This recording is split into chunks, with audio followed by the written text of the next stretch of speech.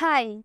రో అప్లికేషన్‌లో ఇప్పుడు కామన్‌లో both customer and supplier party ఎలా క్రియేట్ చేయాలో చూద్దాం.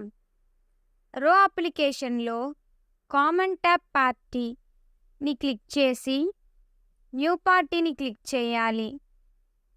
ఇక్కడ రోల్ కస్టమర్ అండ్ సప్లయర్‌ని సెలెక్ట్ చేసుకోవాలి. తరువాత జీఎస్టీ నంబర్ ఎంటర్ చేయాలి. ఆటోమేటిక్‌గా డీటెయిల్స్ ఎంటర్ అవుతాయి.